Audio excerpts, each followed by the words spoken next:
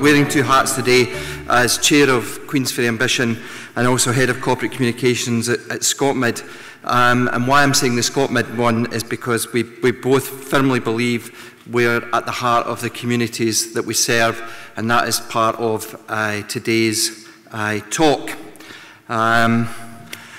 Has our bid been successful? If you look to the left, that was before Queensferry Ambition, and if you look to the right, that's after Queensferry Ambition. You've got to understand I'm a PR man, so that could be a lie, okay? That was one of the festivals that we did. And what's interesting when you're talking about communities, and before I go on and talk about all the positives that we have, is that when you're doing a business improvement district, I think we all realise that while a lot of people want us there and are happy for us to be there, sometimes we find that there are people who we have a wee bit more difficulty with.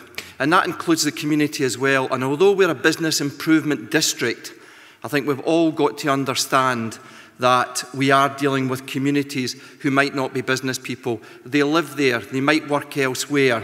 They want to see the town successful, but at the same time, sometimes it's not in my backyard. And so a couple of things I talk about, it's also, bring the community along with you. To give you an idea of Queensferry Ambition, we were Scotland's 12th bid.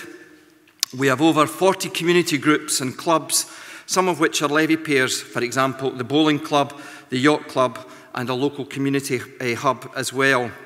And we have 4 schools and 3 churches, all levy payers. We even have God on our side, as one of our board directors is the local Church of Scotland minister who goes by the name of David Cameron. So that basically is 2 people we know with a direct link to God. In a recent survey, our local community told us that over 3/4 of the people who replied to the survey shop in Queensferry more than once a week. 40% eat or drink at least once a week in Queensferry. And people like living in Queensferry for the sense of community. And a major catalyst for bringing the sense of community to Queensferry has been Queensferry Ambition. This has been through initiatives like My Queensferry, which is an app and a website. One of the big sort of complaints about Queensferry before is that you came down there, you parked, you looked at the bridges and you disappeared because they didn't know what else was on in the town. And the My Queensferry app, which we introduced within the first few weeks of being established as a bid, has helped us to do that.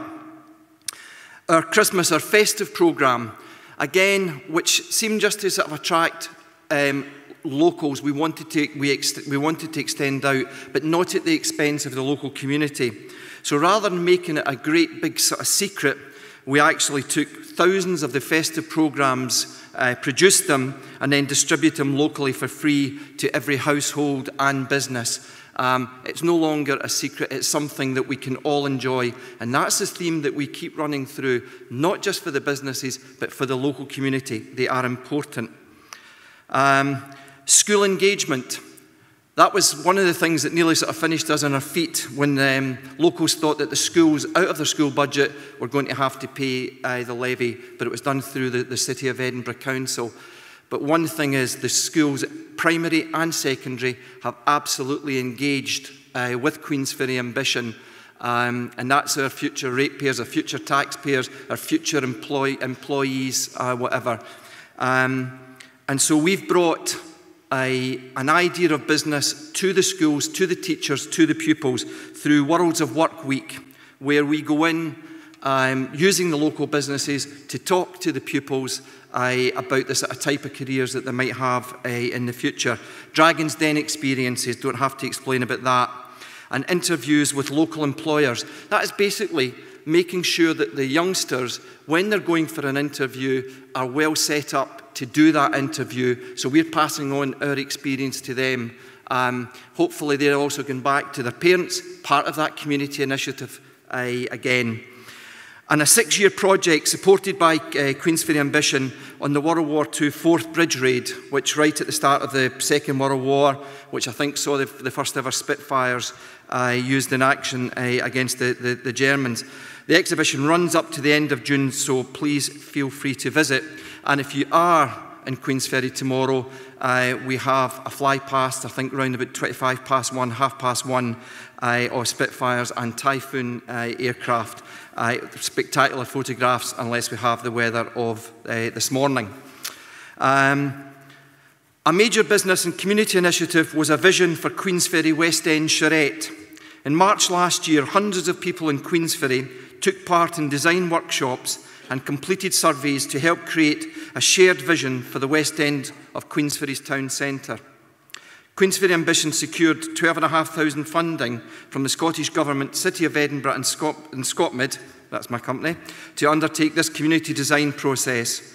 Design workshops held at Queensferry Parish Church, Queensferry Primary School and Queensferry Church's Care in the Community were undertaken by local architects and urban designers, WT Architecture, and surveys undertaken by Indigo Project Solutions, all local levy-paying businesses.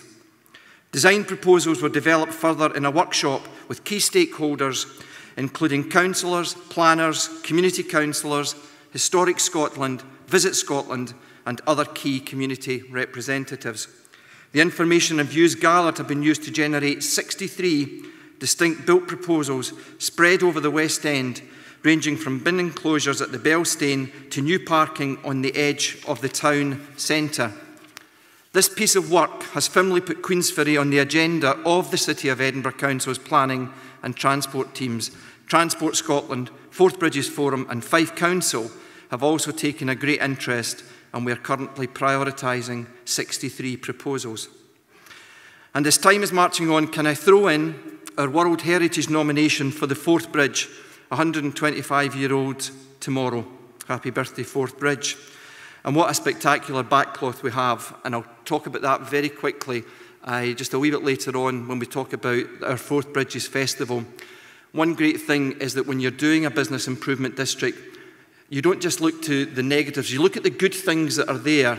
To have a fourth bridge, a fourth road bridge, and then a third bridge being built, and 3 years of festivals is something that was important to us, but again, engaging the community.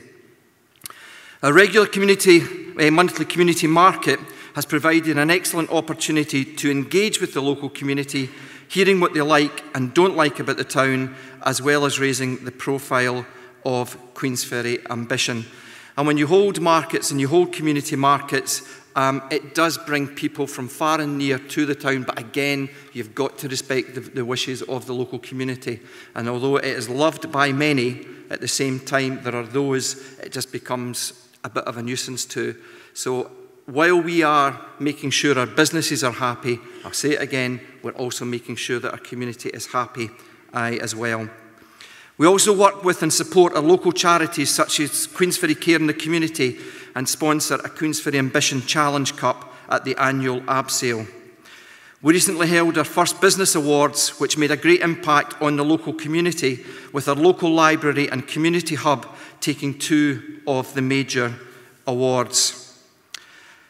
We also have, over the year, 23 cruise ships visiting, and rather than this working against the community, we now have 45 local volunteers meeting and greeting our 50,000 visitors.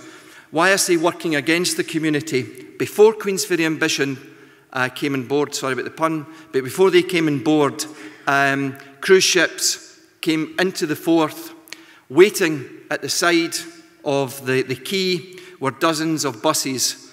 The people come on, the parking had gone, and the high street just jammed up. Those buses were heading into Edinburgh or further afield, taking tourists from Italy, Germany, France, America, from all over the world, taking them to other places other than Queensferry.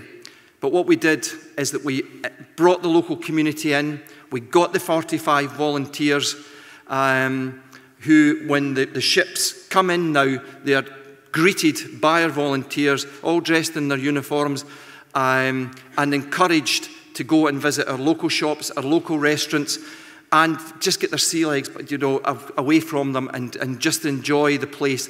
And it has worked. Yeah, the buses are still there. They're still taking them further afield. But any day a cruise ship is in, you will see tourists from all over the world walking up and down the high street.